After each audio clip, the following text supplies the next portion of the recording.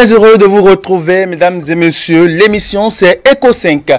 Le collectif national des aspirants du Bénin félicite et remercie le président Patrice Talon pour la mise en œuvre du programme spécial des pré-insérés dans l'enseignement dont est né l'Aspirana. Pierre Akodianou, le porte-parole du dit collectif, sera dans le fauteuil de l'invité pour en parler. À l'heure de Junior d'Afrique, Gloria Gatoumbé et ses invités vont nous situer sur les mesures d'accompagnement des enfants en situation de grossesse en milieu scolaire.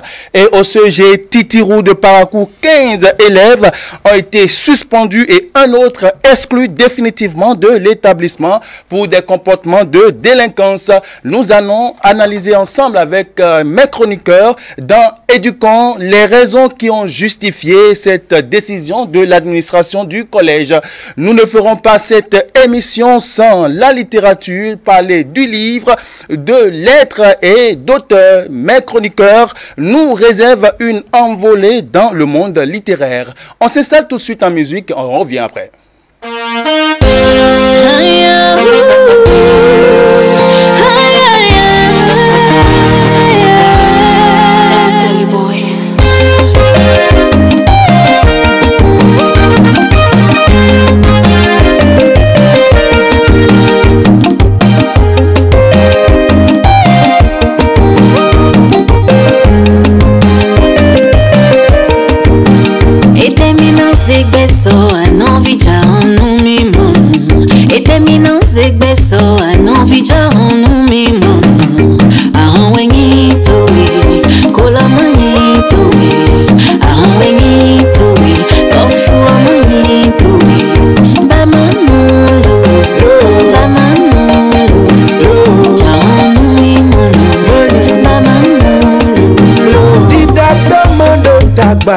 DJ Tomondo tukala ndonunu towe dotano babon aliho aliho ndonunu towe dotano babon vome vome bamanulo bamanulo jahanu mi manu bamanulo beme mambia taga ai hom mambia webi sewi unde tole nize wisu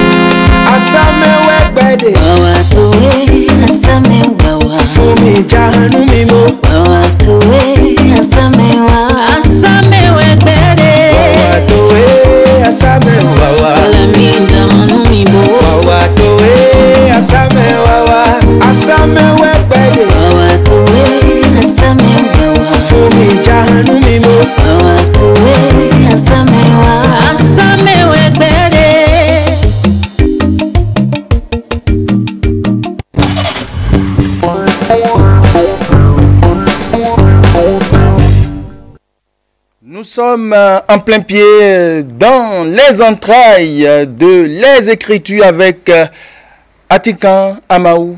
Bonjour. Oui, bonjour. Vous êtes chroniqueur littéraire. Vous avez porté un habit très joli là. Ok, merci. Vous êtes aussi très joli. Hein? Merci beaucoup. Ça vous inquiète? Ça devrait. Je demande. Bon, je sais pas. Ne me prenez pas au mot, hein. En face de vous, Louis Mesmin-Gleret, lui, il est écrivain. Bonjour, Louis. Bonjour. Beaucoup de soleil dans votre vie? Ah oui. Beaucoup? Toujours du soleil dans ma vie. D'accord.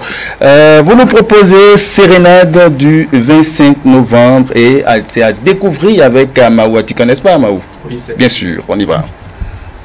Bonjour, Louis Mesmin-Gleret. Bonjour, Amaou. Oui. Alors, s'il est un genre qui vous absorbe et peut-être vous y consumez, il a un nom poésie. Bien sûr. Vous avez publié en 2002 Symboles et cymbales, un point ruban. Vous offrez au lectorat 16 ans de poésie 4 ans plus tard. Alors qu'on redoutait une retraite poétique, paraît Kamali Délire en 2013. Et comme une belle promesse, vous partagez fin 2019 Sérénade du 25 décembre. Que représente pour vous la poésie? Tout. La poésie représente pour moi la source, l'objectif et le fait même de vivre, c'est croire en la poésie, c'est mettre le beau dans sa vie. La poésie est tout pour moi.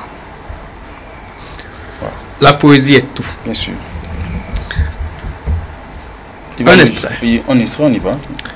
Avant Sérénade Oui, du 25 décembre, bien sûr. un extrait de Symboles et cymbales. Très bien.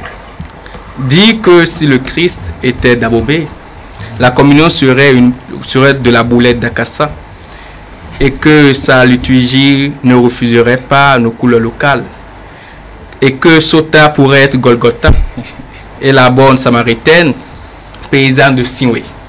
Communion boulette d'Ignam à Savalou, communion pâte de sorgho à Parakou, et nous pouvons, si nous le voulons, mettre dans nos calices du tchakpalo ou du tchoukoutou à notre guise. Wow. Alors, de symbole à cymbale à Kamali Délire, en passant par 16 ans de poésie, vous avez investi votre poésie de volonté de renaissance africaine et surtout dahoméenne. Partagez-vous cette lecture? Bien sûr. D'abord, je crois que Dieu n'est pas bête, il n'est pas idiot. S'il voulait me faire naître à New York, il l'aurait fait. Je suis né à Abomey, je suis né dans le royaume du Dahomey, et si je suis poète, c'est cette contrée qui m'inspire plus que toute autre contrée de la terre. Et ce sont les réalités de cette biosphère que j'ai à partager avec le monde. Voilà pourquoi votre lecture est excellente s'il s'agit de mon test. Ok. Alors, venons-en à Sérénade du 25 novembre. Oui. Je dois dire qu'il s'agit de votre premier ou votre énième acte d'amour poétique. Non, il faut dire que l'amour et surtout la liaison qui a inspiré Sérénade du 25 novembre est à l'origine de la maturation de ma poésie. Et au départ, je n'écrivais que pour la femme. Il m'a fallu une introspection pour aller sortir la culture de chez moi, pour en faire un objet de poésie. Sinon, ma poésie, à l'origine, était essentiellement pour la femme. Je veux dire, par exemple, que à l'heure de l'adolescence, où le jeune apprend à s'approcher de la femme, moi, je n'offrais que de la poésie, quelques vers, quelques strophes. Donc, je n'ai pas fait la cour en prose. J'ai toujours fait la cour en poésie. Bon. C'est ce qui me caractérise. Et donc, Sérénade du 25 novembre, c'est l'aboutissement de cette expression poétique de l'amour. Il a fallu que je sorte aujourd'hui un livre totalement consacré à l'amour pour que Amao me demande si l'amour est important pour moi, pour ma poésie. Je dis donc oui. Ok. Amao, est-ce qu'on peut parler de la première de couverture? Je sais que vous avez prévu des questions pour ça. Hein? Ok, ok. Alors, j'allais dire, il y a tout à l'heure à propos de la femme, vous avez accordé une interview à Fernando Dameda. Bien sûr. Vous disiez très exactement ceci: mon monde à moi, sans la femme, serait un enfer. Je voue un véritable culte à la femme. Sérénade du 25 novembre est votre première publication après ce propos. Bien sûr. Vous semblez en donner la plus brillante illustration en convoquant les 4 éléments cosmiques. Je cite: Ma poésie est le feu de ton regard. Tu es le feu, tu es l'air, tu es l'eau, tu es la terre. Vous ne pouvez pas écrire de la poésie sans la femme. Non. Non, c'est pas ce qu'il a dit. Non. De toutes les façons, Oui. je ne peux pas écrire tout court sans la femme. Ok.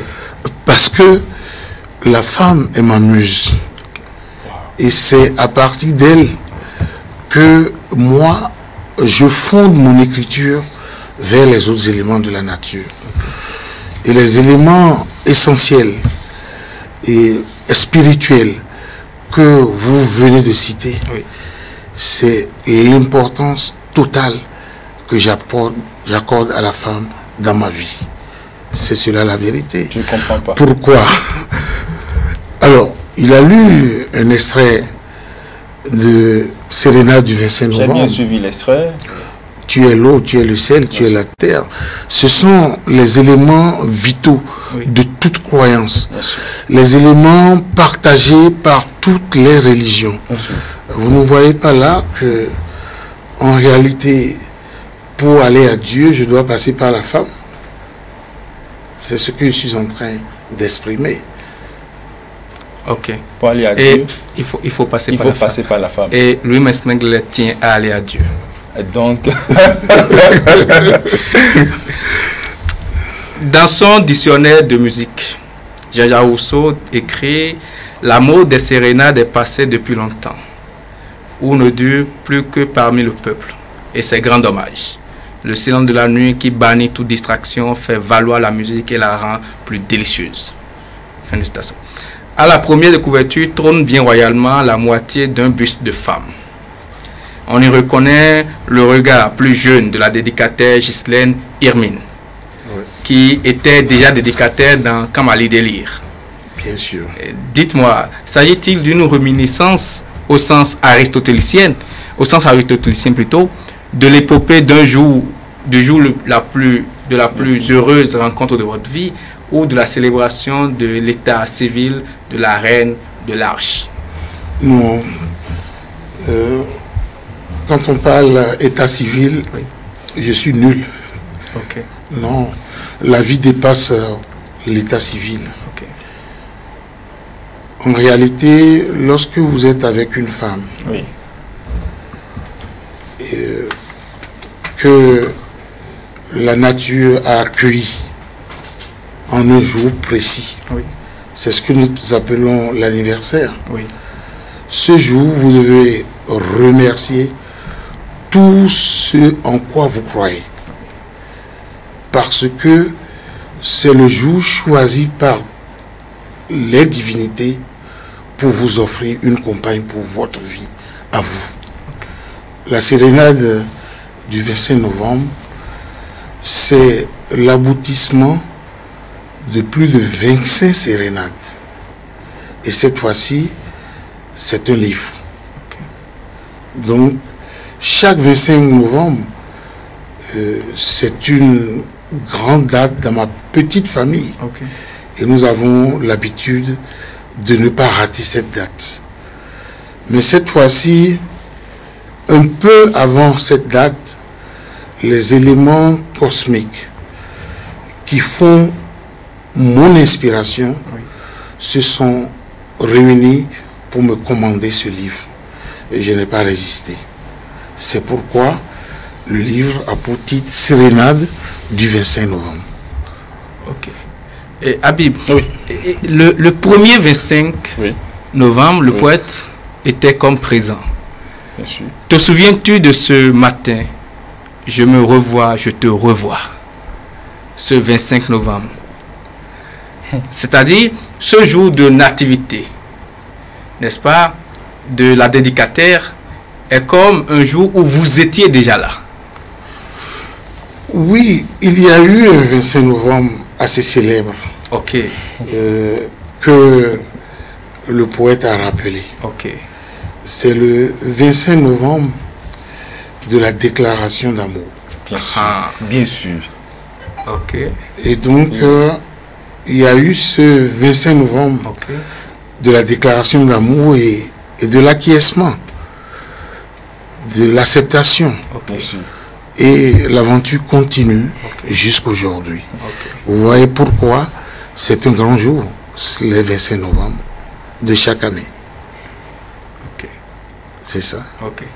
Tout simplement un grand jour. Hein? Oui. Alors, vous privilégiez dans la construction de vos vers le rejet. Je cite, « Les corolles de ma parole sont échos de tes sourires, de tes silences, de tes rondeurs, de tes transes, des transes de ta chevelure, des filtres de ton regard, des prismes de ta voix. » Page 35. Le regard ici, le regard dans le vent, volage mais tenace, offrant au monde ce mélange du sacré et de l'extase, du profane et du divin, qui questionne les princes des nuées. Généreuses, tes émotions qui troublent, qui captivent, qui activent, qui invitent à la contemplation. Page 59, 60. Je veux savoir ce que vous rejetez et par ricochet ce que vous tenez à mettre en valeur. Il faut dire que il y a là un peu de symbolisme. Et, il faut peindre l'autre dans ses aspects les plus positifs, mais surtout dans ces aspects qui vous aident et qui vous lancent à la quête. Vous avez déjà dit que la dédicataire est ma muse. C'est vrai. Mais il y a des éléments en elle qui font qu'elle est ma muse. J'ai cité ces éléments dans ce passage que vous avez lu. Et finalement, je la compare à l'océan qui invite les amoureux de la nature à la contemplation. Mais la contemplation elle-même est l'élévation de l'âme. Ne contemple pas qui veut. Il faut savoir contempler. Voir sa compagne et voir au-delà d'elle la mer. C'est l'immensité de l'attraction et l'immensité de l'inspiration qui émane d'elle. C'est ce que j'ai voulu mettre en exergue. Alors, je vous proposerai que vous partagiez avec nous un extrait à votre choix. Un extrait que le poète même choisirait, voilà, pour nous. Un extrait peut-être à la page. Je suis à la page 55. 55. Oui, à la page 55. Nous étions émotion, nous étions humour, nous créions la Pentecôte sans merci. Et toi, au milieu de cette mer, au large des vagues bleues, attirant 1000 regards comme un phare, parfois riante comme une castagnette, parfois triste, seule dans la vague des passions, tantôt en cantique de joie, soudain saule comme si tu pleurais. Le regard ici, le regard dans le vent, volage mais tenace, offrant au monde ce mélange du sacré et de l'extase, du profane et du divin qui questionne les princes des nuits. Ce qui m'enchante dans le recueil, ce sont les illustrations. Vous l'avez fait à dessin, c'est ça? D'abord, c'est des illustrations qui parlent plus que le texte. C'est des journées qu'elle connaît et que je connais. Les photos illustrent parfaitement ou même au-delà l'écriture de la page qui leur font face.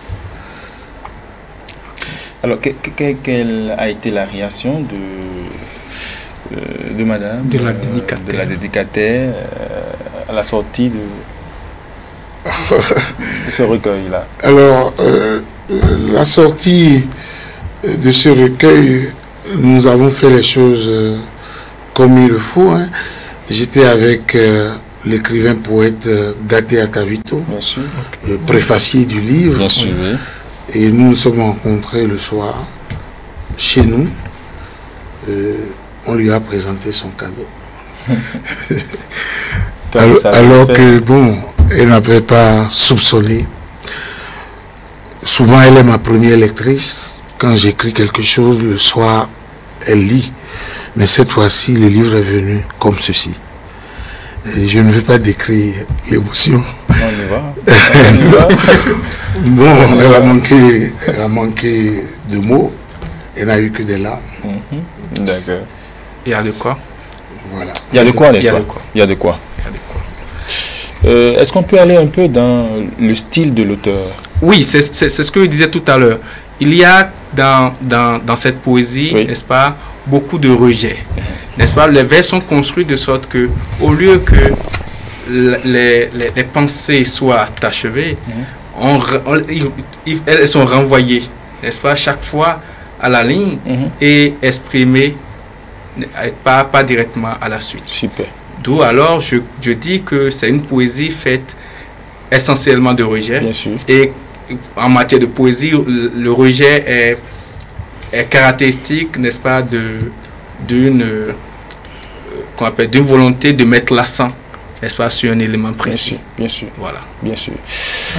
Atika Amaou, un mot, bien sûr. Mais il faut dire que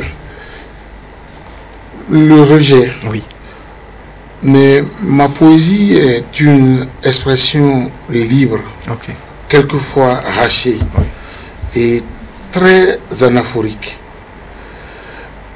J'ai souvent conscience, quand je me relis, que j'ai laissé de la place à la respiration. Et donc, c'est comme si je parlais. Et quand on parle, on respire. On respire. Et il n'y a pas que la bouche qui parle. Il y a le cœur qui parle. Et cette écriture rachée, c'est aussi une manière de restituer les battements de mon cœur. Je ne sais pas si vous le ressentez quand vous le lisez. Ma poésie n'étouffe pas son lecteur. Absolument.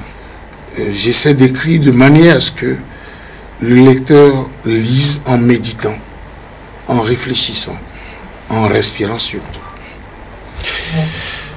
Merci beaucoup Louis Mesmeglele. Vous avez une poésie de symbole, une poésie d'élévation de l'âme, une poésie d'attraction, une poésie d'émotion et de l'humour.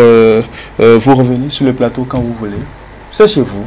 Merci. Voilà. Je prends cela comme une invitation. Bien sûr, bien sûr. Je reviens très bientôt. Très bien. Merci beaucoup. Merci. Merci à Maou Atikan. On se retrouve tout de suite sur la rubrique Éducons. Mais avant, on va à la régie pour écouter une musique et on revient.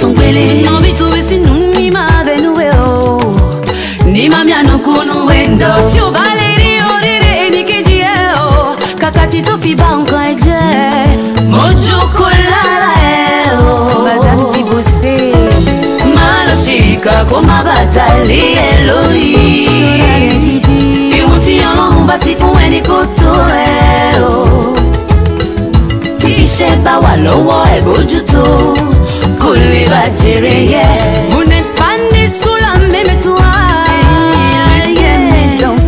Et dis-toi que il a son bonheur Et tu peux aussi réussir ta vie Il faut accepter de tout ton cœur Tu mérites peu devenir quelqu'un Tu ne peux vouloir une chose Et son contraire en même temps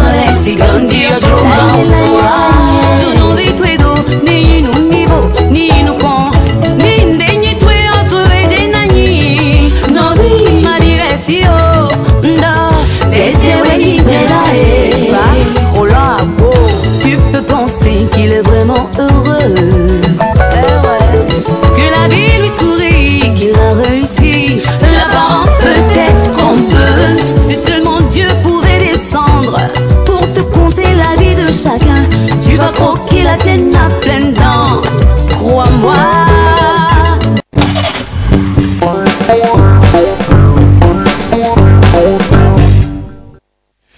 Des sanctions à l'encontre de 16 élèves pour des comportements de déviance au collège d'enseignement général de Titirou à Parakou. Ces apprenants ont été purement et simplement exclus de l'établissement pour des actes inappropriés au cadre de l'éducation. Et pour en parler, on reçoit Pierrot Akodjenou, enseignant, professeur de français. Bonjour Pierrot. Bonjour, monsieur Noni. Vous allez bien? Je vais très bien. D'accord. Il est resté à Mawatikan. Bonjour. Oui, bonjour. Alors, comment on en arrive à ces cas de déviance dans nos établissements? Comment on en arrive? Pourquoi doit-on tout le temps entendre des apprenants qui ont des comportements de déviance? Quelle est votre analyse de cette situation? Non, la déviance est caractéristique de l'esprit humain. Et davantage quand ça prend en compte des adolescents. Oui. Et le fait que ça soit à l'école, oui, que ça s'exprime, oui, et d'une certaine manière, c'est cela qui fait l'inquiétude.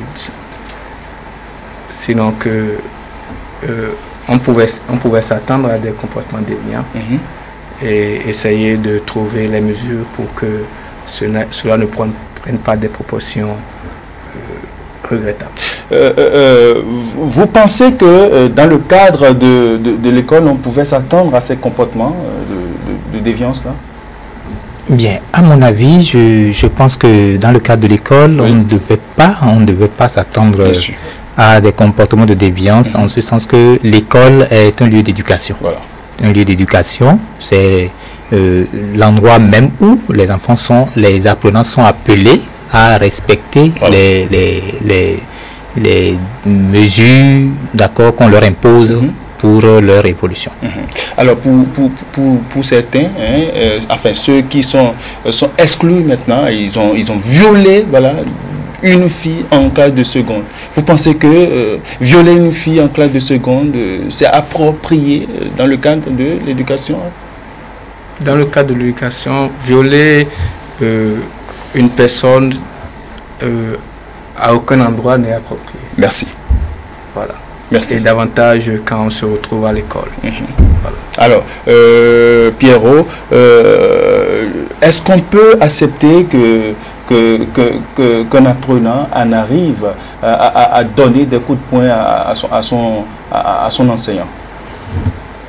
Là, c'est la totale. Hein. C'est regrettable. C'est regrettable parce que ça sort de l'entendement d'apprendre qu'un apprenant va même au-delà de ce qu'il peut insulter un enseignant et va lui porter des coups. Oui. C'est vraiment regrettable et vraiment, on ne sait pas où va le monde avec ça. Alors, voilà ce qui s'est passé dans le contexte de notre débat au sujet Titirou.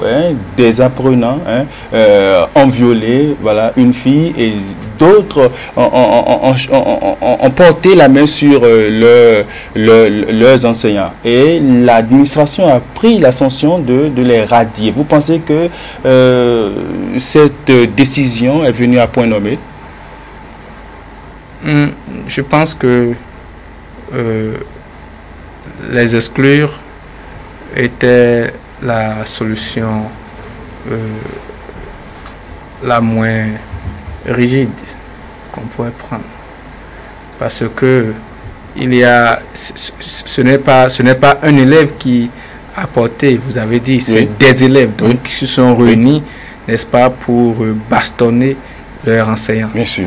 Donc ça fait une association, n'est-ce pas, et quoi qu'ils soient des adolescents, on suppose, n'est-ce pas, cela peut être jugé. Très bien. Alors, Pierrot, qu'est-ce qui peut causer cette situation conflictuelle entre l'enseignant et son apprenant? Bon, les cas de conflit puisque vous êtes enseignant. Si, les cas de conflit entre apprenants et enseignants sont multiples et diversifiés. Et donc, on peut avoir par exemple des cas de notes, des cas de notes où l'enseignant rend une copie d'évaluation, l'apprenant réclame, l'enseignant ne cède pas et l'apprenant prend des mesures pour montrer à l'enseignant qui peut aller bien au-delà de la réclamation. Justement, ce qui s'est passé à Titirou, voilà, c'est un cas de note où l'apprenant réclamait sa note, l'enseignant ne voulait pas céder. Est-ce que dans cette situation-là, l'enseignant a tort ou situe un peu les responsabilités? Bon, on ne peut pas dire que l'enseignant a tort. Parce que l'enseignant est le maître de sa matière, il est maître de sa matière et il n'est pas là en tant qu'un individu pour drainer les enfants. Il a suivi une formation, il est là, il est qualifié pour faire le travail et donc quand il corrige, il vient avec la copie de l'apprenant qui comporte les observations et bon, vous savez que selon chaque matière, il y a des critères pour corriger les copies. Donc, à partir des observations que l'enseignant fait selon les critères, l'élève peut déjà se retrouver, savoir là où il a mal fait, qu'est-ce qu'il n'a pas bien fait, quelle réponse il a mal donnée pour pouvoir, en tout cas, savoir raison garder par rapport à l'appréciation faite par le professeur de sa copie. Amaou Atika, comment éviter ces situations conflictuelles avec les élèves, voilà, parce que vous êtes aussi enseignant? Comment éviter? Quand il s'agit de notes, bien sûr. C'est à soi la plus grande transparence possible, n'est-ce pas? Déjà, la correction des interrogations et des devoirs, n'est-ce pas, doivent se faire en classe. Et les élèves instruits, n'est-ce pas, des barèmes de l'interrogation ou du devoir. De sorte que ce serait bien difficile, n'est-ce pas, qu'un élève vienne contester, n'est-ce pas, une note si la copie elle est bien corrigée. Parce qu'il y a une transparence totale. Avant même de composer l'épreuve, il sait quelle note il a par rapport à telle question, n'est-ce pas?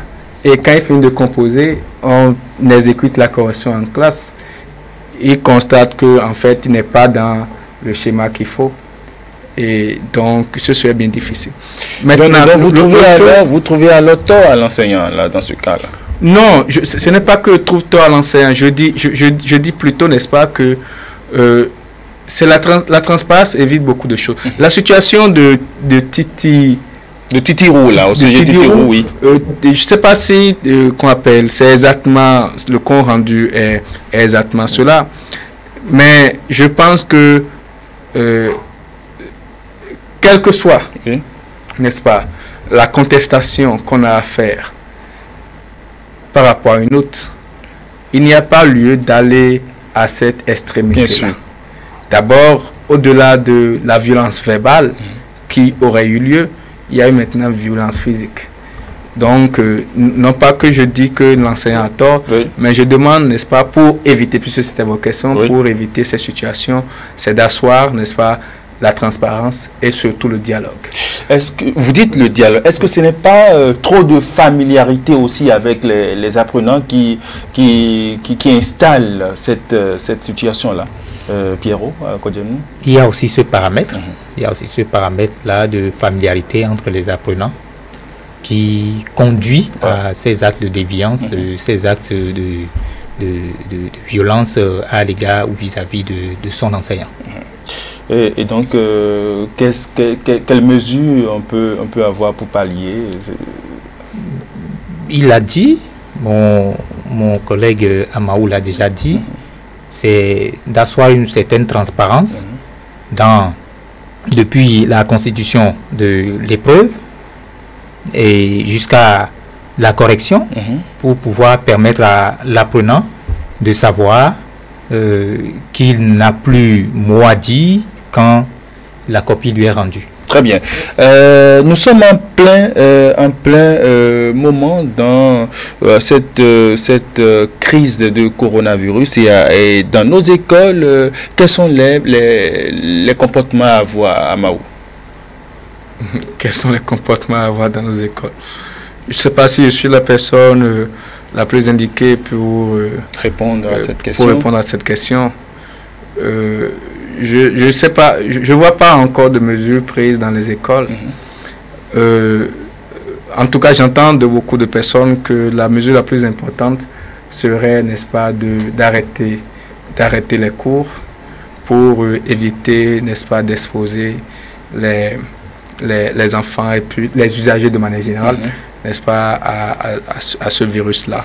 Parce que un relevé du Conseil des ministres dernier, n'est-ce pas, a demandé qu'on évite des rassemblements de plus d'une cinquantaine de personnes. Bien sûr, les églises. Je ne vais pas rappeler, n'est-ce pas, que dans presque toutes les classes au Bénin, on a déjà, dans presque toutes les classes au Bénin, on a déjà une cinquantaine, n'est-ce pas, d'élèves ou d'écoliers. Donc voilà. Vous pensez la même chose? Tout à fait. Nous sommes, en tant qu'usagers de l'école, nous sommes exposés. Parce que dans des classes, il y a au-delà de 50 comme effectif dans les classes. Et donc, on est vraiment exposés. D'accord, merci beaucoup chers invités. Amaou Atikan, vous êtes journaliste, enseignant, merci, chroniqueur littéraire, voilà, vous revendiquez ce titre-là? Non. Chroniqueur littéraire, donc. D'accord. Et pas journaliste non plus. D'accord, donc vous êtes chroniqueur littéraire, donc. Merci beaucoup Amaou Atikan. Pierrot Akodian, vous êtes professeur de lettres et porte-parole du collectif des aspirants du Bénin. On va aller à un entretien tout de suite, mais avant on revient. On va à la région, on revient. Merci.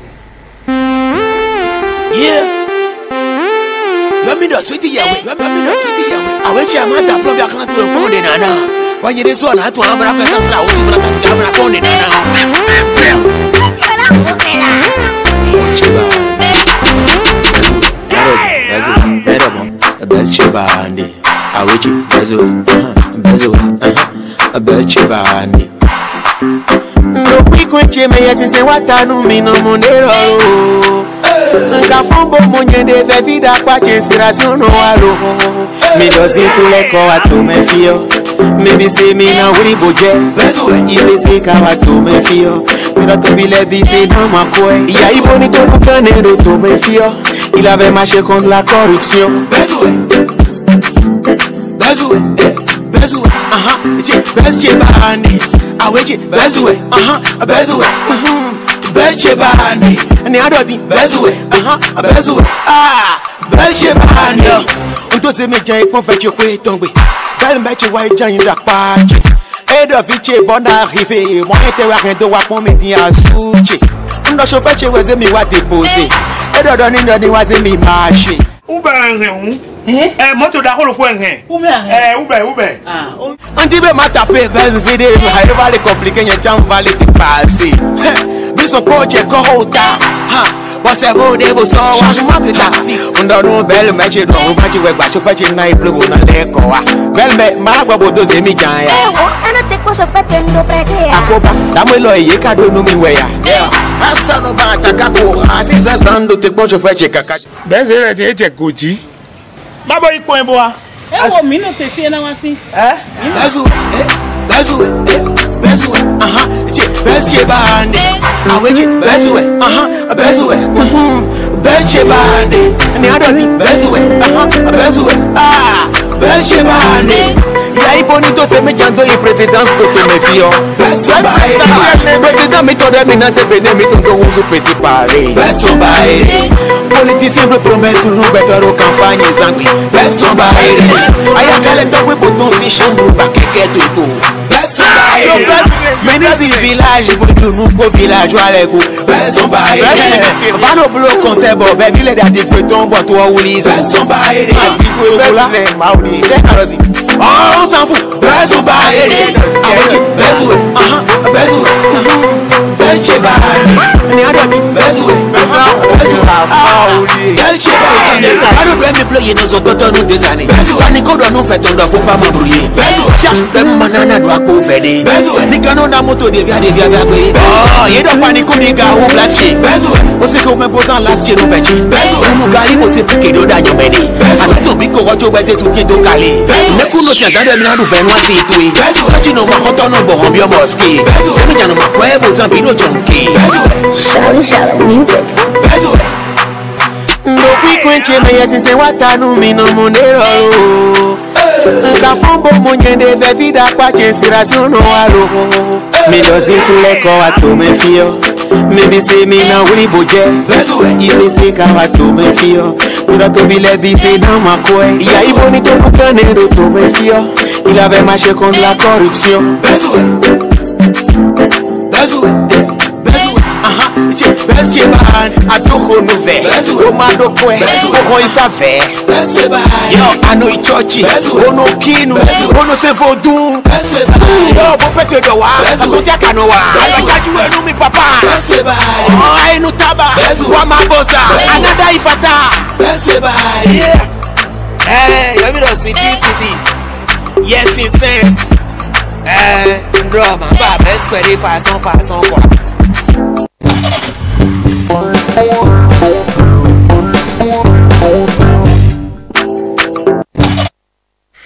Je le disais à l'entame de l'émission, le collectif national des aspirants du Bénin félicite et remercie le président Patrice Talon pour la mise en œuvre du programme de pré-insertion. Et pour en parler, il est déjà sur le plateau, Pierrot Akodianou, le porte-parole du dit collectif. Pierrot, rebonjour. Bonjour. Vous êtes resté pour cet entretien. Alors, que pensez-vous du statut d'aspirant que vous avez aujourd'hui après 6 mois d'activité? Alors, merci. Et je porte la voix de tous les aspirants des 12 départements du Bénin. Bien sûr. Pour commencer mes propos, d'abord en remerciant le chef de l'État. Bien sûr. Et tout son gouvernement pour ce qu'ils font pour ces enseignants que nous sommes, qui étions dans la vacation, qui à cheval entre plusieurs établissements et même plusieurs départements. Bien sûr. Plusieurs départements, ce n'était pas la joie du tout. Mais aujourd'hui, vous avez un contrat. Aujourd'hui, nous avons un contrat. On a un contrat. Vous êtes bien rémunéré. Bien rémunéré. Pardon, rémunéré. Rémunéré, oui. Tout à fait. Et on est beaucoup plus, du point de vue du travail, sécurisé. D'accord. Notre emploi est sécurisé, il faut le reconnaître.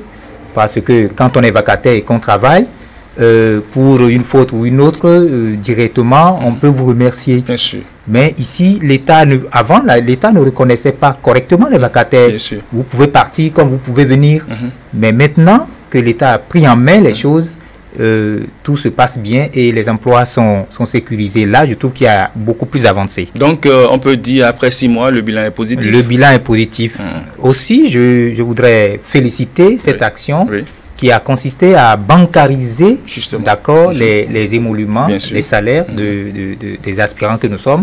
Cela a modifié quelque peu les choses, mais c'est déjà une avancée. On ne fait plus pied de grue devant les perceptions. Et vous êtes heureux, tout heureux, oui, parce que vous souriez. Alors, comment est né votre collectif et quels en sont les objectifs? Alors, la naissance de ce collectif est due à la publication, si je peux utiliser l'adjectif qualificatif brusque, la publication brusque et inattendue d'une base de données. D'une base de données, on n'était pas constitué en collectif. On travaillait tranquillement dans nos écoles, dans nos établissements.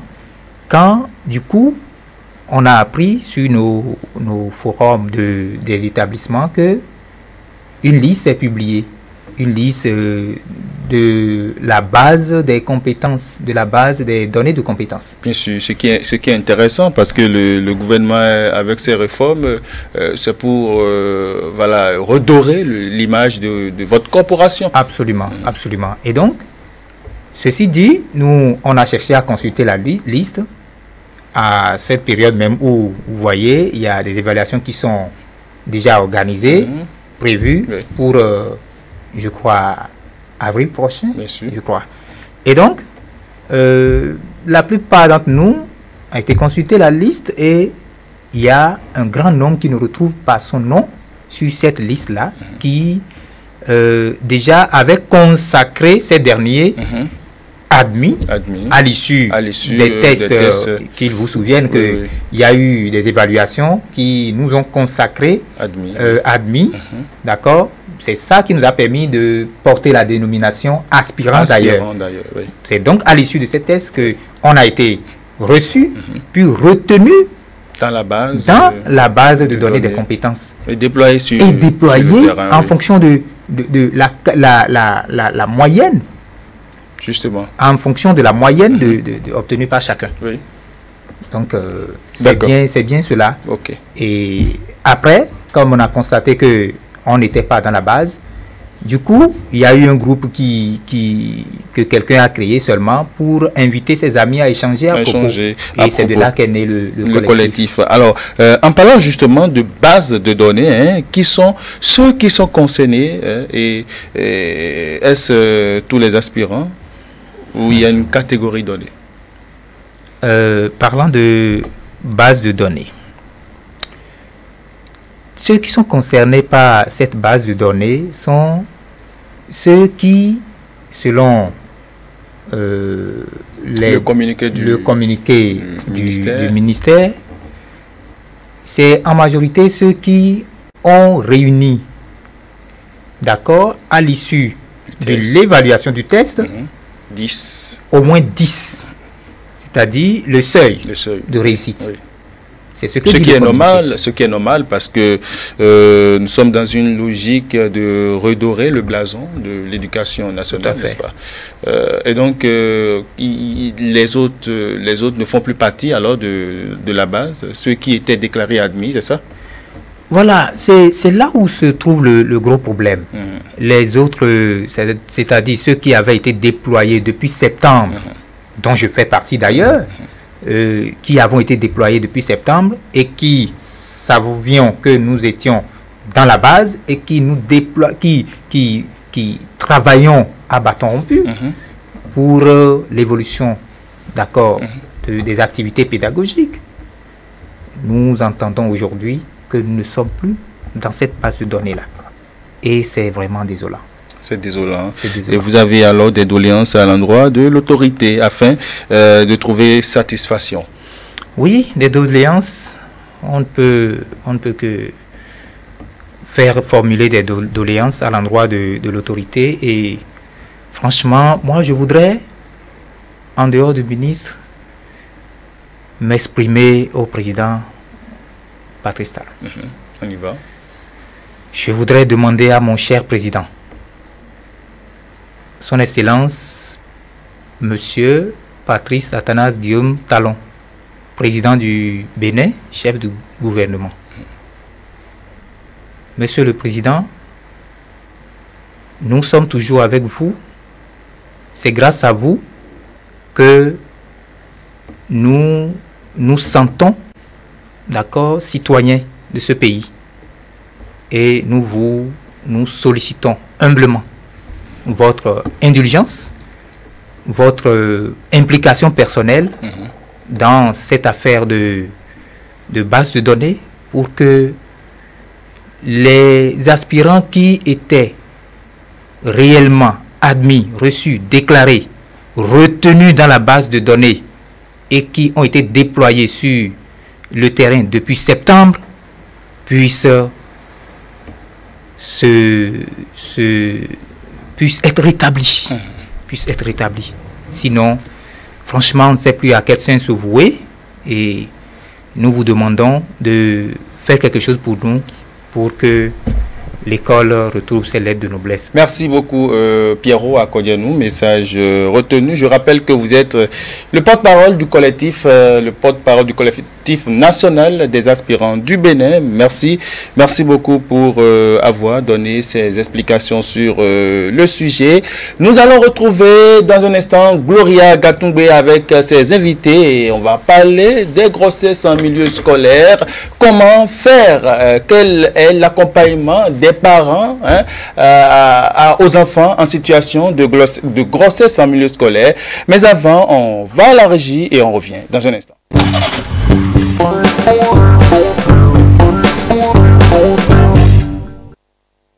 Merci de votre fidélité. L'émission c'est bien sûr Eco 5 et je vous l'annonçais, situation des enfants en grossesse en milieu scolaire.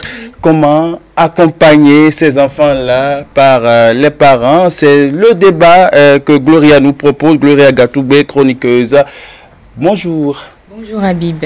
Chers téléspectateurs, bonjour. Très heureuse de vous retrouver ce soir sur votre rubrique Junior d'Afrique. Nous allons parler de la grossesse en milieu scolaire. Comment les parents doivent accompagner leurs enfants dans ces genres de situations. Comment concilier grossesse et études? Habib. Oui, alors, et pour en parler... Vous n'avez pas remarqué quelque chose? Non. Mais vous êtes le seul garçon. Ah, voilà, le seul coq de la basse-cour. Voilà, en plus on est dans le mois de mars. Bien sûr. Donc il faut présenter mes invités pour moi, bien sûr, avec plaisir. Je vais le faire, chère dame. Nous avons Madame Adigui Carole, diplômée en gestion des relations maritimes internationales. Oui. Bonjour et merci d'avoir accepté notre invitation, Madame Konon Mariama, c'est ça, Mariama Vedrine, spécialiste des questions des droits des filles et de la santé reproductive des adolescents et des jeunes. Exactement. Je suis resté fidèle à votre titre. Ouais. Super. Merci papa pour cette belle présentation. Merci maman. Ah non, mais j'étais juste en train de te faire une prière. Ah d'accord. Pour que bientôt on ait un bébé. Ah. Bien sûr, on y va. Alors, ma première question va s'adresser à Madame Carole. Oui. Vous avez appris, lorsque vous avez appris que vous étiez en état de grossesse, comment avez-vous annoncé la nouvelle à vos parents et comment ont-ils réagi? Est-ce que j'ai appris d'abord que j'étais enceinte? Déjà, à 16 ans ou 15 ans et demi, tu te demandes, c'est quoi être enceinte, c'est pas, tu vomis, mais en fait, tu ne te rends pas compte de la chose parce que tu ne t'y attendais pas, tu ne t'y étais pas préparé. Bien sûr. Déjà, le sexe, tu ne le connais pas. Tu sais pas. Comment tu adhères. Tu le connais. Excusez-moi, mais je ne vois pas ce qu'un élève connaît dans la sexualité. Aujourd'hui, je peux faire la différence entre quand j'avais cet âge-là et maintenant. Ah, d'accord. Donc déjà, c'est quelque chose qui peut-être a duré 1 minute. Et pendant lequel tu n'as pris aucun plaisir. C'est pas, tu te demandes, mais qu'est-ce que je viens de faire? Et juste après, je sais pas. Déjà après, on te demande, tu as pris une pilule, je dis, mais ça veut dire quoi? Je sais pas. Pour moi, les pilules, ça tue, je sais pas ce que c'est. Mais après, tu remarques que ton corps change. Mais que dire, que faire? Tu te caches pour vomir et ainsi de suite. Les rumeurs commencent à passer. Ok. Donc c'est par une rumeur que maman a été informée. Ah, d'accord. Et quand elle a appris? Bon, qu'est-ce qu'elle a fait? Elle m'a appelé. Elle m'a invité dans sa chambre un soir. Quand elle m'a appelé, en même temps, j'ai compris, je me suis mise à pleurer. Donc elle fait, ça va, tu as un copain? Je dis... À 15 ans, 16 ans? Oui. Je dis, je l'ai déjà laissé. Tu as un copain? Je l'ai déjà laissé. C'est le total. Et effectivement, bon, puisque juste après ça, je sais pas, puisque je regrettais mon acte, et on s'était séparés. Oui. C'est ce que j'allais dire. Pour de vrai? Oui, bon, pour de vrai, c'était... Donc, après la grossesse, maintenant qu'on est revenu ensemble avec le temps, mais je dis, je l'ai déjà laissé, elle fait, ah bon, ok, tu es enceinte? C'est chaud. Là, je n'avais plus le choix. J'ai fait la tête, mais je ne pouvais pas dire le non avec la bouche. Je ne pouvais pas dire non. Elle a reposé la question, j'ai dû répondre oui. On va essayer de simuler ça. Donc, vous posez la question, Gloria, pardon, pour avoir de la chaleur. Pardon. Bon, écoutez, tu es enceinte?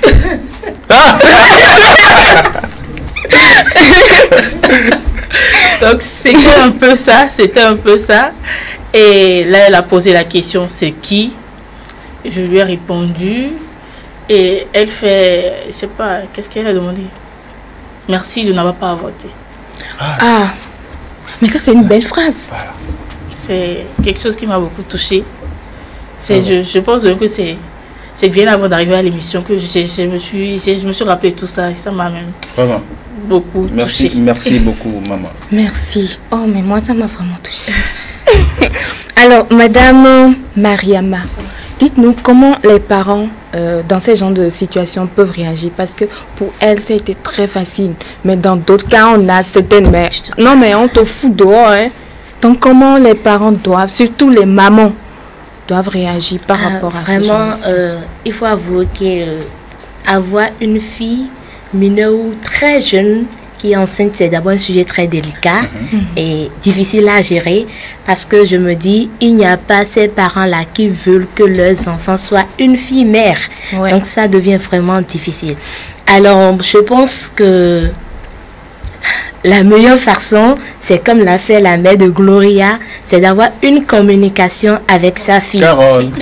Oh, autant pour moi. Carole, voilà. C'est d'avoir une communication avec sa fille, d'installer un environnement de communication avec la fille. Mais ça devient difficile si dès le début, cette communication n'existait pas. Alors d'abord, l'enfant, dans son corps, a peur. Elle se dit, est-ce que c'est vraiment une communication ou une manière pour m'amener à avouer et me bastonner après? Là, je pense que la mère, elle est mieux placée, oui, elle est mieux placée pour entamer cette communication avec sa fille. Et il faut comprendre aussi que avoir une fille mère n'est pas encore la fin du monde. On peut aussi toutefois l'accorder une seconde chance. Et les premières personnes qui doivent la soutenir sont ses parents. Mais je pense que le piège, c'est afin que la fille ne connaisse pas, n'arrive pas à identifier l'auteur de sa grossesse. Vraiment, ça aussi c'est vraiment compliqué. Quand la fille n'arrive pas à identifier, il faut avouer que ça arrive très souvent à des filles qui n'ont pas une communication sur la sexualité. Et du coup, peut-être elle couche avec tout ami ou tout petit garçon qui veut coucher avec elle, et ça devient compliqué. Et dans ce cas, quel sera normalement le comportement des parents? Je pense que quel que soit le cas, le parent demeure un parent, et il faut avouer que c'est votre fille, vous ne pouvez pas la changer. Et là, tu es déjà là, et il faut trouver les solutions pour qu'elle ne déconne pas. D'accord. Alors, merci beaucoup. Madame Carole, vous avez pu continuer les cours après la nouvelle de votre grossesse? Oui. Puisque j'allais encore au cours qu'on l'a apprise, déjà à l'école, bon, moi-même je ne me rendais pas compte que j'étais enceinte, mais la rumeur passait déjà. Ah, mais vous étiez enceinte, vous ne le savez pas, mais les autres savaient déjà. C'est tellement que dans votre environnement, vous étiez à la page et... Ah oui, c'est clair. Voilà. On m'appelait de l'extérieur pour dire, est-ce que tu connais la Carole qui est enceinte? Tu as appris qu'il y a une Carole qui est enceinte? Wow. Oh là là, donc, ça doit être difficile, les rumeurs, comment gérer tout ça. Tu vois des gens qui traversent la voie juste pour ne pas marcher sur le même, je sais pas, sur le même aliment que toi. Ah bon? Ouais, c'est ça. Wow. Oh, je suis vraiment épatée. Alors, Madame Mariama, oui. Désolée, j'ai failli oublier. Alors, il y a certains parents, après la nouvelle de la grossesse, ils demandent à leur fille de stopper les cours le temps de finir la période de la grossesse et de reprendre après. Est-ce que c'est vraiment bien? Est-ce qu'il ne faut pas laisser la fille aller continuer les cours et assumer après? Ok, je vois d'abord que là, il y a deux options. La première option, c'est de laisser la fille continuer les cours avec sa grossesse si elle est en mesure de supporter les préjugés, les stigmatisations et autres avec sa grossesse. Mais si elle n'est pas en mesure, elle peut toutefois rester à la maison pendant les congés de maternité, et à la fin, après l'accouchement, elle peut toutefois aussi continuer les études. Mais ce que moi j'aime pas trop, c'est le cas de certains parents qui ne veulent absolument pas que la fille continue les études même après accouchement, parce que je me dis, la maternité ne doit pas empêcher une fille de réaliser ses rêves. Oui, mais dans les cas où la famille n'est pas pauvre, par exemple, où c'est difficile de joindre les deux bouts, est-ce qu'il faut, les parents ont l'habitude de dire, tu ne continues pas les cours, tu te trouves un job pour pouvoir assurer les besoins de ton enfant, parce que puisque déjà on remarque que les jeunes garçons, les pères en fait sont des jeunes garçons qui sont aussi élèves, donc qui n'ont pas les moyens pour subvenir aux besoins de la femme. Du coup, voilà, je me dis d'abord, comme on le dit très souvent, le contact entre une mère et un enfant permet à l'enfant d'avoir beaucoup plus d'amour pour son enfant, pour sa mère, autant pour moi. Mais il faut comprendre aussi qu'à des moments donnés, les parents doivent intervenir. Là, par exemple, quand je l'avais dit, c'est un sujet très délicat, et je crois bien que à ce moment-là, si la fille elle est sûre et elle a la ferme conviction que elle peut réaliser ses rêves après cette maternité, alors il faut l'accorder une chance. Et je me dis, les parents qui disent peut-être on n'a pas les moyens, on ne peut pas joindre les deux bouts, donc on ne peut pas supporter ton enfant avec toi. Et si c'était pas la mère qui était enceinte, si c'était les parents et que c'est la grande-mère qui avait un enfant ou une petite soeur à cette fille, est-ce qu'elle va dire qu'elle n'a pas les moyens pour joindre les deux bouts pour supporter l'enfant? Voilà, Carole, oui.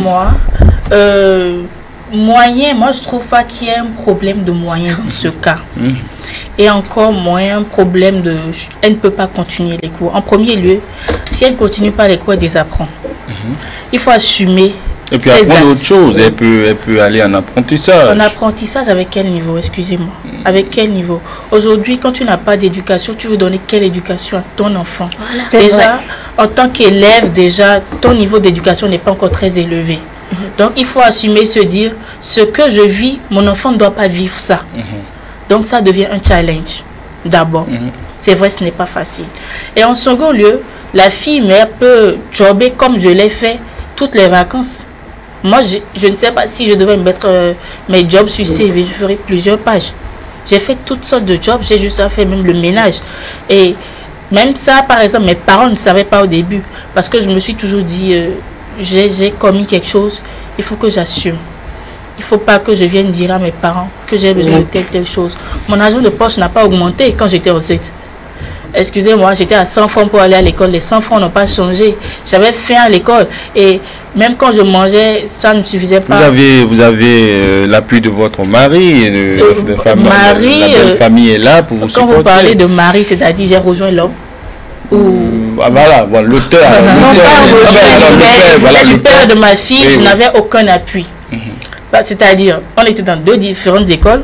Quand on marchait, on se croisait, il reste quelque part là, contre un poteau, il te regarde comme ça. Comme s'il te connaît. En fait, vous regardez, vous vous dépassez. Ah bon? C'était ça. Oui, mais ils étaient des adolescents, donc ça se comprend. Ça. Ou carrément, c'est la fille qui me crée des problèmes. Oh là là. Donc c'était ça. Bon, aujourd'hui, j'en ris parce que je me rends compte qu'on était des enfants. On était des enfants. Ça a été une grande douleur pour moi pendant cette période-là. Mais aujourd'hui, je vois ça autrement. Mais aujourd'hui, vous êtes ensemble? Non, on n'est plus ensemble. D'accord. Non, quand même. Si tu poses certaines questions, je pense aussi que, comme l'a dit Glory et comme l'a dit Carole, je pense que ses parents ont bien fait. Il y a des parents même qui ne vont plus continuer à donner le petit déjeuner à la fille. Et c'est là ça devient compliqué. Et je pense que déjà, si on continuait de subvenir aux besoins de la fille seule, et si elle est vraiment consciente, elle va commencer par faire des économies. Mais comment aviez-vous fait quand même pour réussir, pour surmonter cette période-là? Parce que ce n'est pas donné à toutes les filles de le faire. Ok. En premier lieu, bon, après m'avoir dit merci, elle m'a demandé, tu peux continuer les cours? J'ai dit oui. Elle m'a dit, tu veux? J'ai dit oui. Donc elle-même, elle était enseignante dans l'école. Voilà. Oh là là. Donc c'était un grand challenge pour elle-même parce qu'il y avait des critiques envers elle. Donc elle m'a dit bon, qu'elle va en parler avec les collègues pour qu'on ne me renvoie pas. Donc il va falloir que je sois très endurante, que je ne prête pas oreille aux critiques, de savoir que toutes ces filles qui passent, qui jouent au sein, bon, sont des filles qui ont l'habitude d'avorter et que j'ai la chance de savoir déjà que je ne suis pas une femme stérile. Donc de me mettre cela en tête et que désormais avoir un enfant ne sera plus un truc pressé pour moi. Donc maintenant focus sur les études. On ovationne la maman de Carole. Et après la grossesse, après avoir accouché, comment avez-vous pris soin de votre enfant? Est-ce que c'est votre mère qui s'en occupait ou vous-même? Comment vous êtes arrangé? L'organisation, comment ça se passait? Est-ce que c'est la plus grande? C'était la totale parce que ma soeur et moi on a accouché à 2 jours d'écart. Ah d'accord. Votre soeur est née? Ma soeur est née, l'aînée de la famille. L'aînée de la famille, oui. Donc c'était un grand challenge pour moi, pour maman plutôt, parce que ma soeur allait au stage. Bon, elle était mariée, mais elle laissait son enfant et maman gérait les 2. Voilà. Donc j'allais au cours, l'enfant prenait du lait et je rentre à midi, elle tête, je retourne à l'école à 15h. Donc bon, on avait aussi de l'aide dans le quartier. Il y avait des dames qui venaient prendre la petite, qui la gardaient, je rentre et je lui donne seulement la tétée. Ça n'a pas... Bon, maman parfois même venait dormir au pied de mon lit. Pendant que l'enfant pleure la nuit, elle prend le bébé, elle lui donne le lait. Et pour que je puisse dormir. Parce que parfois j'ai cours le lendemain. Quand j'ai accouché en septembre, j'ai repris les cours en octobre.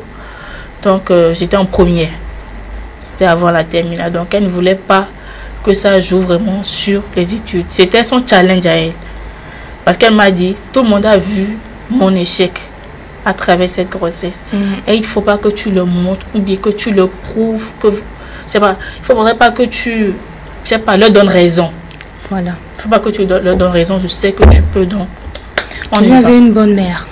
Mais parlant de grossesse en milieu scolaire, ce sont les filles seules qui sont sur lesquelles on fait faux. Je sais, tu es un homme, tu veux parler des garçons. Bien sûr, parce que les hommes aussi reçoivent des coups psychologiques. Excusez-moi, c'est la femme seule qui traîne avec la preuve qu'elle a couché avec un homme. L'homme ne traîne pas avec la preuve qu'il a couché avec une femme. Mais l'homme sait quand même qu'il a couché avec une femme. Mais quand on est adolescent, est-ce que la plupart des garçons assument? Mais je pense que je vais poser la parole à Mariama. Oui, Mariama, vous pouvez nous éclairer un peu? Je pense que d'abord, très souvent, c'est les filles qui sont stigmatisées. concernant les grossesses en milieu scolaire, c'est les filles qui sont stigmatisées. Et parfois même le garçon, il fait le show gars. Il est heureux, oui, parce il fait le show gars. Et quand il a ses parents derrière lui qui ne donnent aucune valeur à cette fille-là, vraiment ça donne carrément autre chose. Parfois même, c'est lui le premier à se moquer de la fille. Oui. Tout à fait. Parfois, c'est lui mais je pense qu'il y a quand même un petit bémol. Je ne crois pas. Souvent, dans mon cas, excusez-moi, dans mon cas, il sait que je n'ai personne d'autre. La preuve, il a été mon premier homme. Mais avec le stress, bon, puisqu'au début, c'était tu vas voter.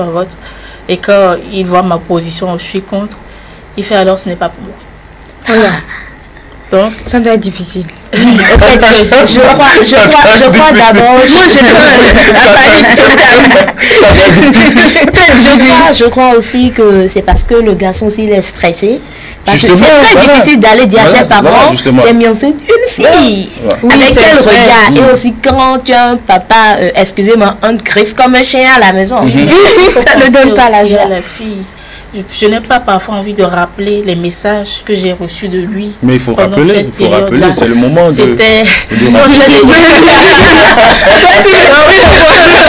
C'était des choses pas possibles, c'était des choses horribles. Et c'est pas, j'avais l'impression que c'est des propos qui devraient me pousser carrément au suicide. Wow. C'était carrément des choses. Qu'est-ce qu'il disait? Non, Ali, non, je j'aimerais sauver son image. C'est quand même, on n'a pas appelé son nom. C'est quand même un moment pour partager cela avec ces filles-là qui sont. Elle a partagé assez.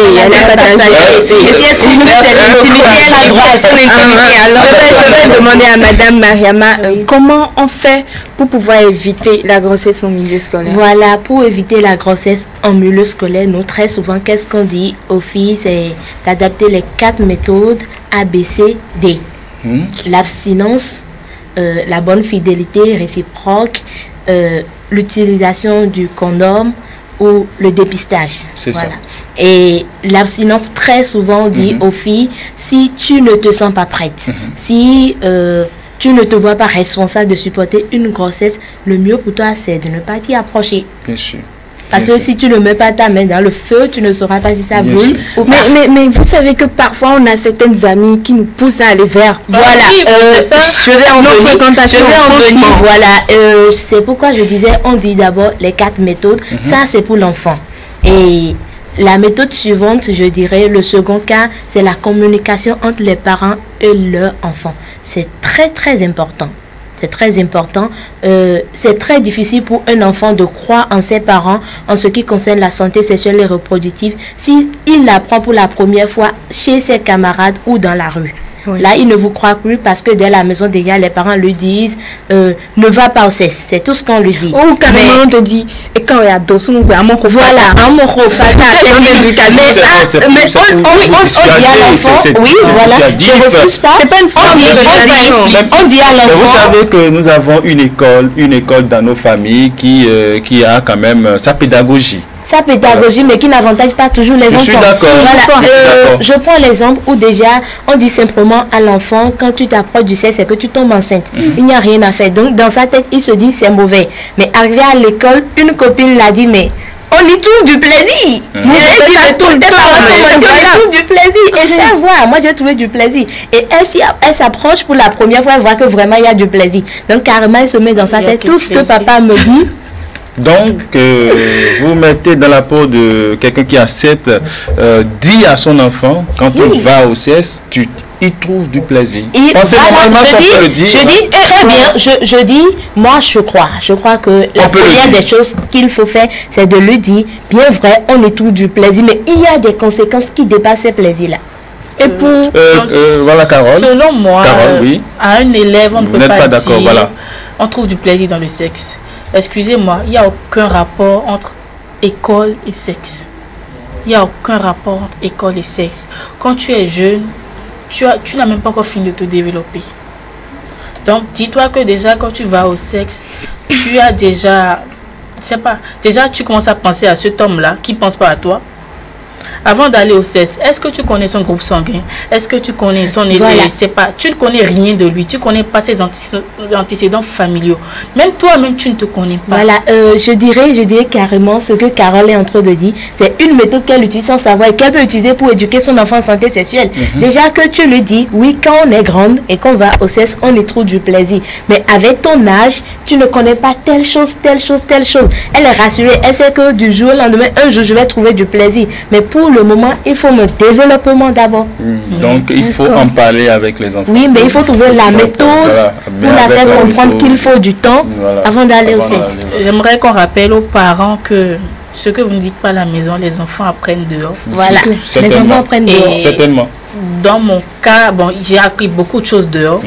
Et avec des camarades qui te disent, ah, je sors avec telle personne, je sors avec telle personne, j'ai connu tel gars, le fils de tel, tout ça fait que, c'est pas, ça parfois te dit, il faut que je sois à la mode. Bien sûr. Bien sûr, oui. Il faut que je sois à la mode. Alors que moi, au début, j'étais du genre à traîner avec les garçons, mais plus pour jouer au foot. J'étais un peu garçon manqué. Et les parents, ça leur a fait peur. Au point où, à force de te voir traîner les garçons, la grande soeur se met à crier en amour. Alors tu ne connaissais pas encore ça.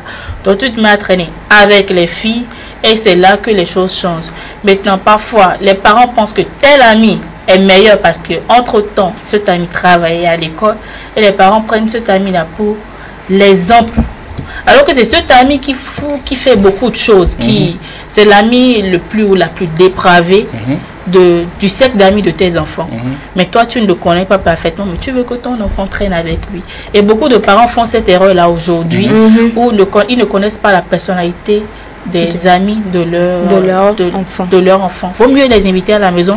Parfois se cacher, même écouter leur conversation, analyser, et ça permet de discuter. Voilà, et je vais toujours revenir sur, excusez-moi, sur on est en train de finir, le fait de parler très souvent de la sexualité avec ses enfants, parce que moi je donne toujours mon exemple.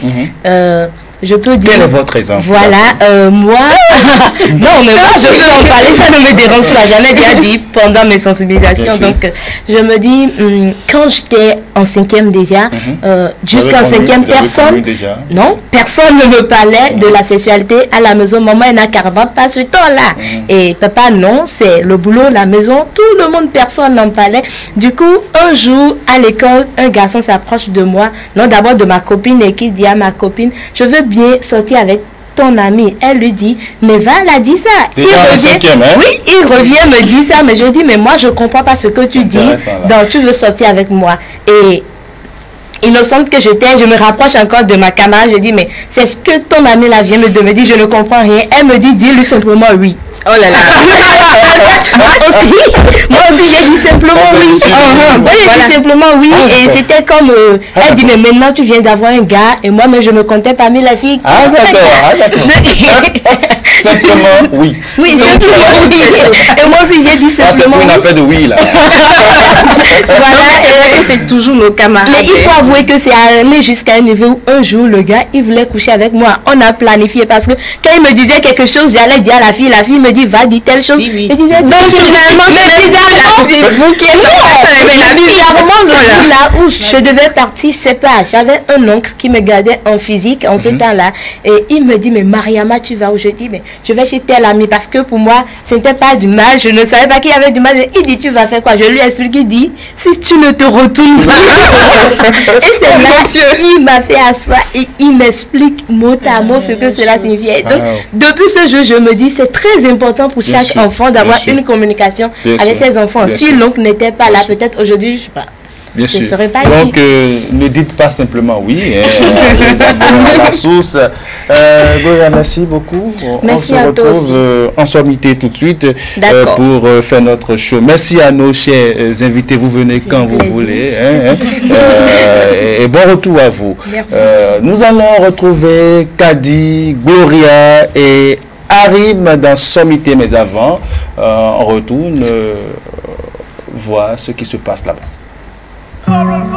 Azizani rubenu minu majavalu nume hochele. Azizani rubenu minu majavalu nume hochele. Azizani rubenu mi numa fili me hochele. Azizani Rubenu, Minu Majavalu, Numekochele. Baba Diala, Baba Yabo, Agonglo Bayo, Kou et Tekadio. Une minute de silence, Minabo. J'oublie pas les injures de Marceline Abo. Garouet Toto, Apollinaire Soclo, les vieux de Polyrythmo et Amico Show. J'oublie pas Djibril, l'enfant de Papa Danielou. Là j'entends encore le rire de Dabadou. Flavo, si j'oublie le Vafo, je m'en voudrais tellement que je vais pas oublier Paco.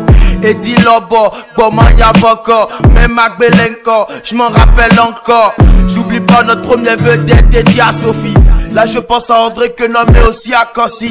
Paraît que le chauffeur roulait sous les sangarés. Jésus, quelle pète sous les sangarés. Tous ces artistes qui nous ont guidés, qui nous ont quittés. JJ Viké, on a perdu un baobab.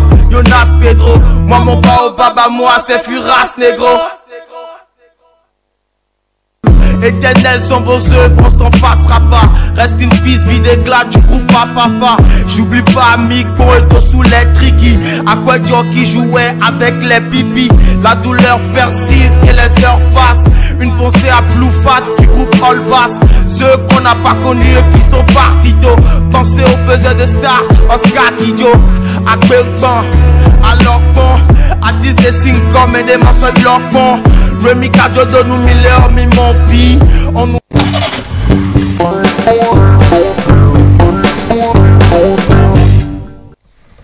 Sommité, je vous l'avais promis, aujourd'hui c'est vraiment des sommités de la télévision que nous recevons dans cette rubrique.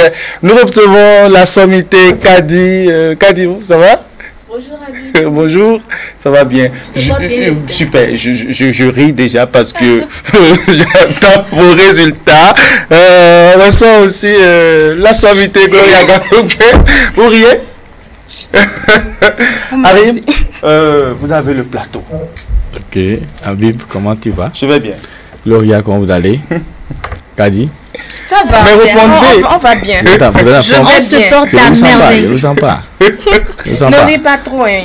Bon, et chers amis téléspectateurs, bonjour. Bonjour. Voilà, nous sommes sur Eco 5 et nous allons rapidement parler de deux petits mots. On va faire le sondage. D'accord, on va faire le sondage. On va diagnostiquer. Et après, on donne les résultats. Bien sûr. D'accord. D'abord, on va parler du mot heureusement. Heureusement. Heureusement. H-E-U. Oui, oui. Je sais comment on écrit. C'est bon. On sait comment on écrit. D'accord, heureusement. D'abord, je voudrais que vous me donnez la formation du mot heureusement. Comment heureusement formé? Alors, on va se casser la gueule. On y va. Moi, je dirais heureusement. Oui. Sur le jury. Radical. Heureux. Oui. Et radical heureux, oui. Suffisement. Heureux ou bien heureuse? Radical heureuse. Oui. Heureux. Et voilà. Et suffit. Bon, moi je la rejoins également. Je la rejoins. Vous n'avez pas une autre possibilité. Non, vous répétez. Non, je la vous répétez quand même. Attends, il est venu faire sa chronique. Oui, c'est sa chronique, c'est désormais là. Oui, on présente juste ta chronique. H heureux. Oui. H heureux. Oui. Radical H. Heureux. Radical heureux. Mais qu'est-ce que tu dis? Bon. Habib, toi aussi. D'accord. Voilà, on t'écoute. Bon, heureusement, oui. Donc heureusement radical. Heureuse. Pardon? C'est ça ce que vous dites? Oui, radical. Heureuse. Et suffisement. Ok. Mais pourquoi je dis ça? Les résultats commencé par rire, tout comme si c'était faux. Bon, mais tu penses qu'on a fini? Bon, on peut avoir une autre possibilité. D'accord? Vous savez, le mot est polysémique. Voilà. D'accord? Il faut faire attention quand vous êtes... Voilà. Heureusement, c'est juste. Voilà. Correct. Maintenant, dans un autre niveau, on peut parler de heureusement. Oui. Le radical Radical sans E. Qui veut dire la chance. Qui veut dire chance. D'accord. Vous ne prenez pas note. Hein? Prenez note, prenez note. Même vous aussi à la maison, prenez note. À la maison, prenez note. Donc, sont eux qui veut dire chance. D'accord. Et la suite, c'est pour le suffixe. Parce que vous dites, il faut commencer, vous avez un conseil d'usage, il faut de préférence commencer quand vous voulez, et j'ai adoré ta méthode, quand vous voulez décomposer un mot, vous commencez par le radical. C'est ça. Et ce qui vient avant le radical est appelé préfixe, et ce qui vient après le radical la sommité gloria. Hein? Maintenant, donc heureusement, il y a la chance. Voilà, je peux te donner un exemple. Je peux dire, j'ai l'heure de vous rencontrer, monsieur. J'ai l'heure de vous rencontrer ce matin. C'est-à-dire que j'ai la chance de vous rencontrer ce matin. D'accord. Voilà. Maintenant, le contraire, c'est malheureusement. Malheureusement. Donc, nous sommes toujours avec la chance parce que c'est l'absence de la chance ici. Malheureusement. Donc, on peut avoir radical malheur et la suite peut être aussi le suffixe. Maintenant, mal aussi, on peut encore décomposer d'une autre manière. Mal comme préfixe, comme toujours radical et la suite. Voilà. Donc, heureuse, le radical en réalité c'est heure, une chance. Merci pour la leçon. C'est fini avec le premier mot. Ah non, c'est fini, plus de questions. Oh, non, une seule question, j'en ai terminé. Voilà. Et le deuxième mot c'est irrationnel. Vous êtes autorisé. Voilà. Merci. Irrationnel. I, R, R, A, T, I, O, N, N, E, L. Voilà. Ne mettez pas, attention, ne mettez pas deux LE. Hein. Je vais encore me casser la gueule. Ce que tu fais est irrationnel. Que tu fais est irrationnel. On va encore se casser la gueule. On décomposer d'abord. Moi, je dirais que c'est. Non, pas toi. Non. J'ai commencé. Elle commence. Allez, calmez-vous. Comme d'habitude. C'est pas la guerre, calmez-vous. Le radical rationnel. Oui. Le préfixe I. Oui. Et bon. Ah. C'est bon. On va s'entendre. On nous dit souvent que le radical a forcément un sens. C'est ça qui est la base du mot. On est d'accord? Oui, moi j'ai dit rationnel. Rationnel veut dire. Rationnel veut dire. Selon vous, on peut plus encore décomposer rationnel. Monsieur Habib, on peut plus encore décomposer rationnel. Ration qui veut dire. Habib, tu es Je pense qu'elle a inventé. Comment elle a inventé? Le mot ration existe en français. Oui, bien sûr. La ration. Est-ce que ça a le sens du mot? Non, pas dans ce cas. Je pense qu'on parle de ration quand il s'agit de choses alimentaires. Voilà, très bien. Tu peux me donner encore. Par exemple, ration alimentaire. Si vous permettez, je vous donne encore une précision. La ration, c'est une nourriture réservée aux pensionnaires ou aux soldats. D'accord. Ou des journaliers. D'accord, la ration. Maintenant, ça ne rend pas compte, ça ne parle pas, nous ne sommes pas encore dans le... maintenant, ration, irrationnel. On y va rapidement. Irrationnel, et le préfixe ir. Il faut toujours commencer avec le radical. Maintenant, on dit ratio. Okay. Ratio. Vous savez que le latin aussi est ancêtre de la langue française. Ratio qui veut dire en latin raison. D'accord.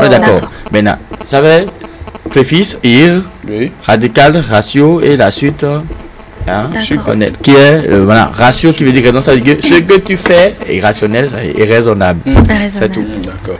Merci. Vous n'avez pas de questions à lui poser là, parce qu'il a déjà fait trop le professeur de France irrationnel, heureusement. Voilà. Bon, je peux me permettre quelque chose, on est en direct. Oui. Comment vous vivez le Covid-19? Moi, c'est la panique. Oui, c'est ça. Hier, j'ai dit à Habib de ne même pas tousser quand on était au téléphone. Non, avec Mina, c'est pas possible.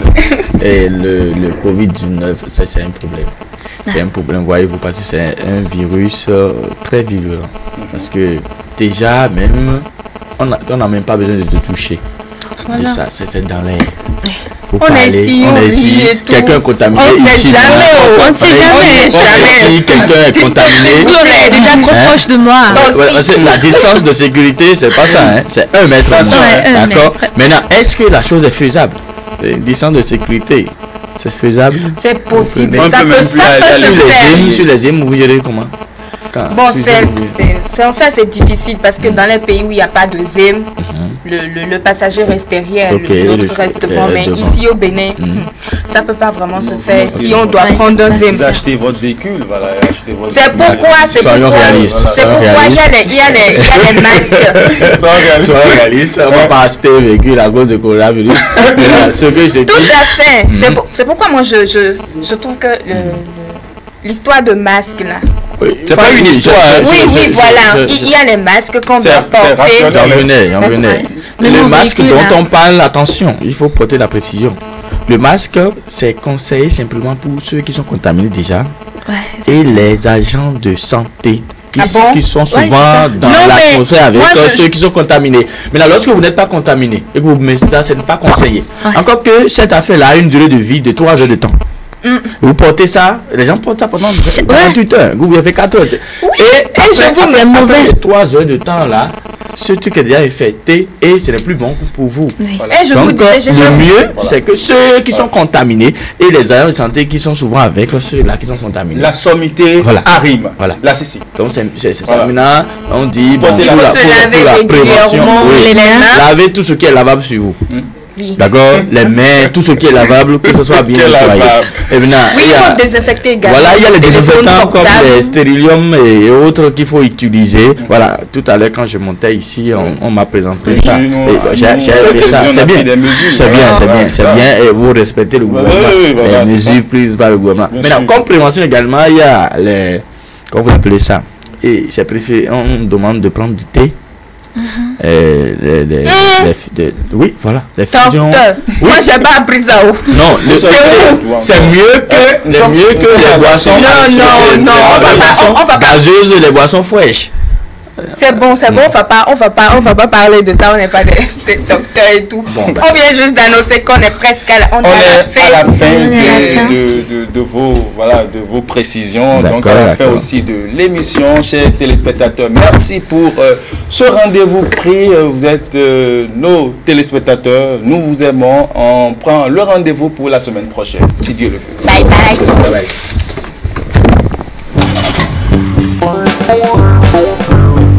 Hey,